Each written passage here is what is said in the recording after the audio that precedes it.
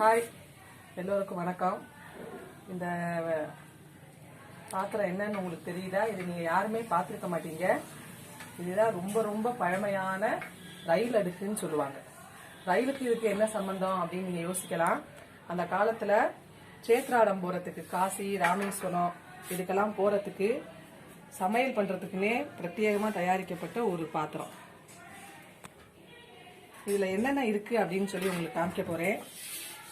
பார்த்தாலே உங்களுக்கே ஆச்சரியமாக இருக்கும். ஃபஸ்ட்டு ஏதாவது ஒரு காய் பண்ணுறதுக்குள்ள 2 அகலமான பாத்திரம். அடுத்து இதை சிப்பல் அப்படின்னு சொல்லுவாங்க.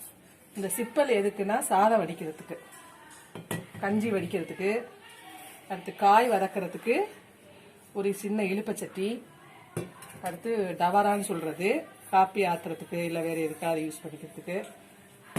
அதுக்கடுத்து சின்னதாக ஒரு பாத்திரம், கடுகு இந்த மாதிரி வச்சுக்கிறதுக்கு சின்ன சின்னதாக பாத்திரங்கள் சைஸ் வாரியாக கொடுத்துருக்காங்க. அதே மாதிரி தண்ணி மோந்துக்கிறதுக்கு சின்னதாக ஒரு சொம்பு, அதுக்கடுத்து கூட்டு, குழம்பு, ஒரு சின்ன கல்யாணமே செஞ்சிடலாம் இதை வச்சு. அதை விட ஒரு சின்ன பாத்திரம். கடைசியா ரொம்ப ஆச்சரியமா இருக்கும் உங்களுக்கு, ஒரு பெரிய தவளை தண்ணி மூந்து வச்சுக்கிறதுக்கு. இதை விட ஒரு ஃபேமிலியே இதை வச்சு ரன் பண்ணிடலாம். ஆனால் அது ஃபுல்லாக ஒரு சின்ன அடுக்குலேயே காம்பேக்டா ஒரு பெரிய இன்ஜினியரிங் ஸ்டூடெண்ட் கூட யோசிக்க முடியாத அளவு அந்த காலத்தில் ரொம்ப அழகாக பண்ணியிருக்காங்க. எதுவுமே டிஸ்லொகேட்டே ஆகாது.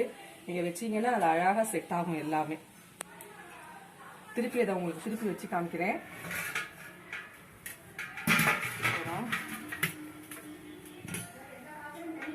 எல்லாமே தனித்தனியாக செட் பண்ணிட்டேன்.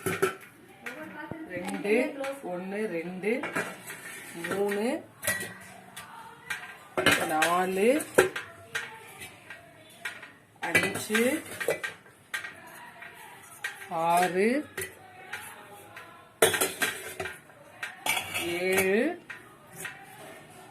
8 9 10 சிப்பல் 11 12 13 14. 2 in 1 கேள்விப்பட்டிருக்கீங்க. 14 in 1 அப்படிங்கிறது இதுதான். இந்த வீடியோ உங்களுக்கு பிடிச்சிருந்தா லைக் பண்ணுங்க, இல்லைன்னா ஷேர் பண்ணுங்க, இல்லை சப்ஸ்கிரைப் பண்ணுங்க. தேங்க்யூ.